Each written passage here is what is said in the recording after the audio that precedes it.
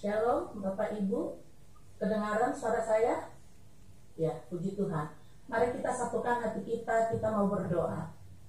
Bapa di dalam surga, Bapa yang kami kenal dan kami sembah di dalam nama Tuhan Yesus Kristus, Allah kami yang hidup, kami bersyukur kepadamu Tuhan. Malam hari ini kami dipertemukan kembali dalam doa, kami menara doa GGPL Rumah Kasih Karunia. Kami sudah memuji Tuhan, kami sudah menyembah Engkau Tuhan. Kami Tuhan akan mendengarkan kebenaran firman Tuhan. Tuhan kuduskan setiap telinga kami, agar kami dapat memberikan telinga kami untuk mendengar kebenaran firman Tuhan. Kebenaran firman-Mu yang akan mengajar kami, menuntun kami untuk kami lebih lagi mengenal Engkau ya Tuhan. Tuhan tolong hamba-Mu Tuhan, urapi hamba-Mu yang tidak apa-apanya. Dengan bersama dengan Engkau, hamba dipakai dengan luar biasa. Biar nama Tuhan dipermuliakan pada malam hari ini. Kami tolak segala kuasa yang bukan daripada Tuhan. Biarlah hanya kemuliaan Allah tampak di tengah-tengah kami. Roh Kudus Engkau beracara dari awal hingga sampai akhir. Di dalam nama Tuhan Yesus Kristus kami berdoa dan mengucap syukur. Haleluya, amin. Shalom Bapak Ibu kekasih Tuhan.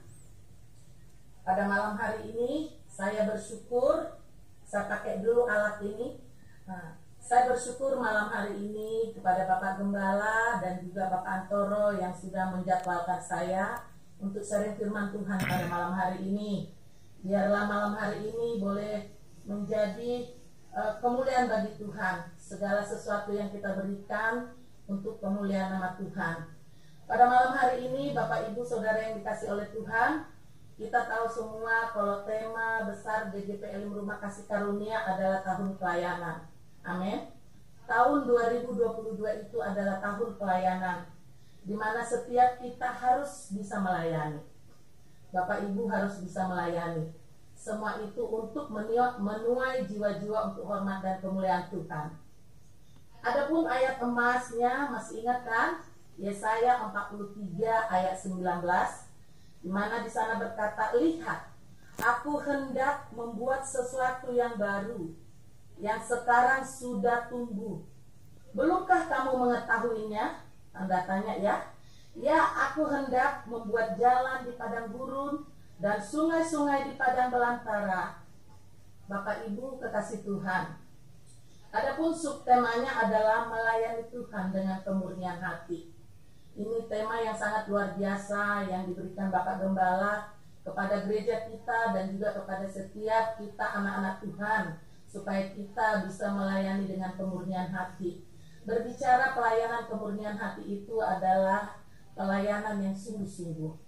Melayani dengan sungguh-sungguh. Melayani Tuhan itu dengan sungguh-sungguh. Melayani Tuhan itu dengan tulus hati. Bapak Ibu, kadang kita melayani dengan tulus hati ini belum 100%. Saya tidak berbicara kepada orang lain, tapi saya berbicara kepada diri saya sendiri. Mungkin kalau ada tes untuk mengetes itu belum 100% untuk kemurnian hati. Tidak gampang dan tidak mudah. Tapi pada malam hari ini kita mau melayani dengan kemurnian hati. Melayani dengan ketulusan di hadapan Tuhan. Melayani dengan sungguh-sungguh. Yang mau saya sampaikan ayat firman Tuhan pada malam hari ini adalah yang saya ambil dari Yeremia 17 ayat 7. Bapak Ibu, ini adalah ayat yang sangat luar biasa yang mungkin sudah hafal kita ya. Di mana firman Tuhan berkata, diberkatilah orang yang mengandalkan Tuhan, yang menaruh harapannya pada Tuhan. Jadi, kalau mau hidup kita diberkati oleh Tuhan, yang pertama, hidup benar. Bagaimana untuk hidup benar? Gampang? Mudah? Saya berkata pada malam hari ini, untuk hidup benar itu tidaklah gampang dan tidaklah mudah. Tapi saya percaya Tuhan akan menolong kita. Roh Kudus akan menolong kita untuk hidup benar di hadapan Tuhan. Yang pertama, bagaimana cara untuk kita hidup benar? Yang pertama adalah jaga tangan kita. Bapak Ibu, kenapa tangan ini yang pertama? Karena tangan ini untuk menyembah Tuhan, supaya tangan ini benar-benar untuk memuliakan Tuhan. Untuk menjaga tangan kita, ayatnya adalah Saya ambil dari Keluaran 20 ayat 15. Di sana berkata, jangan mencuri. Bapak Ibu, kita mau pergunakan tangan kita ini supaya tidak mencuri. Yang kedua, firman Tuhan dari 1 Korintus 6 ayat 10. Nanti Bapak Ibu kalau mau catat langsung catat ya. Jadi nanti kalau buka kita karena banyak ayat. 1 Korintus 6 ayat 10 di sana berkata, pencuri, orang yang kikir, pemabuk, pemitnah dan penipu tidak akan mendapat bagian dalam kerajaan surga. Bapak Ibu, itu sangat luar biasa ya. Luar biasa firman Tuhan. Kita kalau mau baca, mau teliti dengan sungguh-sungguh itu sangat menakutkan ya. Yang ketiga ayatnya dari Efesus 4 ayat 28. Firman Tuhan berkata, orang yang mencuri, janganlah ia mencuri lagi, tetapi baiklah ia bekerja keras dan melakukan pekerjaan yang baik dengan tangannya sendiri, supaya ia dapat membagikan sesuatu kepada orang yang berkekurangan. Bapak Ibu, bagaimana cara untuk hidup benar? Di sana yang pertama dikatakan menjaga tanganmu. Ayat firman Tuhan jelas berkata di sana. Yang kedua, bagaimana cara untuk hidup benar? Jaga mulutmu. Ibu-ibu, kadang-kadang kita ya sebagai ibu-ibu ini sulit untuk menjaga mulut kita. Kita kadang-kadang memperkatakan yang tidak sesuai dengan kebenaran firman Tuhan. Tapi pada malam hari ini kita mau diajak untuk menjaga mulut kita. Ayat firman Tuhan yang saya ambil dari 1 Petrus 3 ayat 10. Siapa yang mau mencintai hidup dan mau melihat hari-hari baik, ia harus menjaga lidahnya terhadap yang jahat dan bibirnya terhadap ucapan-ucapan yang menipu. Bapak Ibu yang dikasihi oleh Tuhan, kita menjaga mulut kita yang kedua. Yang ketiga, bagaimana cara untuk hidup benar adalah jaga hatimu. Bapak Ibu yang dikasihi oleh Tuhan, firman Tuhan untuk menjaga hati, saya rasa kita sudah sudah tahu dan sudah di luar kepala kita ya. Dari Amsal 4 ayat 23 di sana berkata, jagalah hatimu dengan segala kewaspadaan, karena dari situlah terpancar kehidupan. Bapak Ibu yang dikasihi oleh Tuhan, untuk kita hidup benar di hadapan Tuhan, yang pertama adalah jaga tanganmu, yang kedua jaga mulutmu, yang ketiga jaga hatimu. Mulai dengan apa kita menjaganya, Bapak Ibu? Untuk menjaga ini kita mulai dari apa ya? Yang pertama adalah jangan jahat sama orang lain. Mungkin kata-kata ini mungkin kata-kata yang sederhana diucapkan. Apa sih kok kata-katanya seperti itu? Jangan jahat sama orang lain. Ayat firman Tuhannya, karena ada hukum bagi orang jahat, ada hukuman bagi orang jahat. Firman Tuhan di dalam Alkitab ada hukuman bagi orang jahat. Yang pertama adalah Amsal 11 ayat 21, maaf. Nah, Amsal 11 ayat 21 di sana berkata, sungguh orang jahat tidak akan luput dari hukuman, tetapi keturunan orang benar akan diselamatkan. Itu yang pertama. Jangan jahat kepada orang lain. Ayat firman yang kedua adalah Amsal 24 ayat 19 sampai 20, Bapak Ibu. Amsal 24 ayat 19 sampai 20. Jangan menjadi marah karena orang yang berbuat jahat, karena tidak ada masa depan bagi penjahat. Bapak Ibu, kalau kita mendengar firman Tuhan ini, mari kita sungguh-sungguh di dalam Tuhan. Kalau firman Tuhan berkata jangan jahat sama orang lain, seringkali kita tanpa sadar dengan perkataan kita yang kita ucapkan kepada orang lain itu membuat hati dia luka. Kita berbuat jahat kepada dia. Tapi malam hari ini kita diingatkan kembali dengan firman Tuhan ya. Mulai dari apa kita menjaga? Yang pertama tadi jangan jahat sama orang lain. Yang kedua, jangan pandang rendah orang lain. Bapak Ibu, jangan pandang rendah orang lain.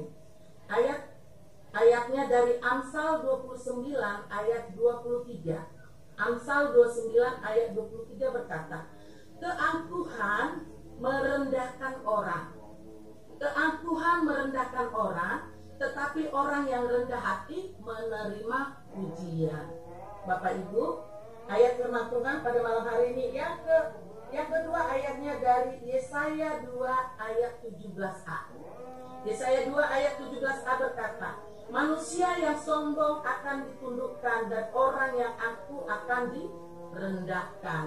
Itu ayat firman Tuhan, di mana kita jangan memandang rendah orang lain. Sekalipun orang lain itu mungkin tidak ada apa-apanya, mungkin orang lain itu tidak seperti apa yang kita pikirkan, mungkin tidak sehebat apa yang kita pikirkan, tapi namanya masih bernafas, hidup itu jangan kita memandang rendah orang lain. Firman Tuhan berkata.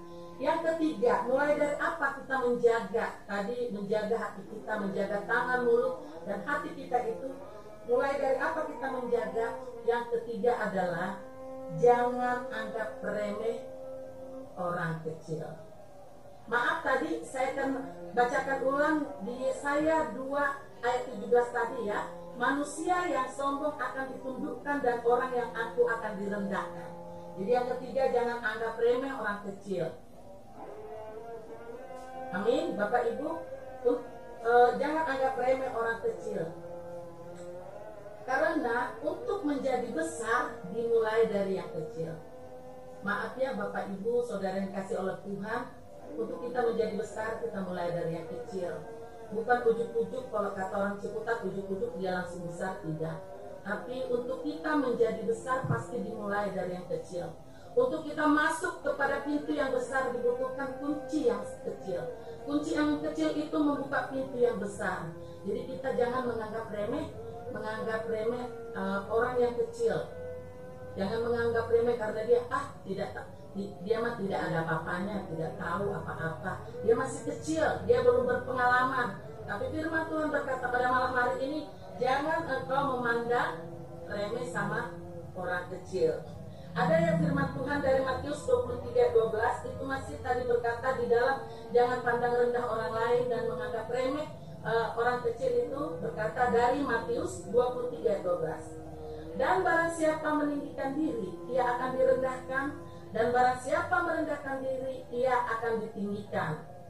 Tentunya tidak perlu berkecil hati ya, berkecil hati jika menerima perlakuan yang direndahkan orang lain. Memang secara manusia, hati pasti ada rasa sakit, mungkin ada rasa kecewa. Tapi kita belajar dari firman Tuhan, kita tidak usah berkecil hati sekalipun orang lain merendahkan. Firman Tuhan berkata, karena akan ada saatnya katanya, karena akan ada saatnya bahwa Tuhan akan mengangkat sendiri mereka yang direndahkan. Jadi orang yang selalu direndahkan, Bapak Ibu, saya melihat orang yang selalu direndahkan ada saatnya dia ditinggikan. Karena memang firman Tuhan pasti digenapi. Jadi kita sabar dengan apa yang menjadi janji di firman Tuhan pada malam hari ini. Bapak Ibu, amin untuk firman Tuhan pada malam hari ini. Saya ingatkan kembali untuk kita menjadi hidup benar di hadapan Tuhan. Saya nggak mau berlama-lama. Untuk menjadi hidup benar di hadapan Tuhan, yang pertama tadi kita akan menjaga tangan kita. Ada ayatnya begitu banyak tadi. Yang kedua kita menjaga mulut kita. Yang ketiga adalah menjaga hati kita. Bagaimana caranya untuk kita dapat menjaga itu semua? Menjaga tangan, menjaga mulut, dan menjaga hati kita. Yang pertama, jangan jahat kepada orang lain. Karena hati ini, kalau kita berbuat jahat kepada orang lain, itu sudah dimulai dari hati ya. Terus yang kedua, jangan pandang rendah orang lain. Jangan anggap remeh orang kecil. Amin untuk firman Tuhan malam hari ini. Kita mau berdoa. Bapa di dalam surga, kami bersyukur kepadamu pada malam hari ini Tuhan. Engkau mengingatkan kami kembali, di mana di GPL Rumah Kasih Karunia tahun 2022 adalah tahun pelayanan, di mana Tuhan Yesus kami akan melayani dengan kemurnian hati.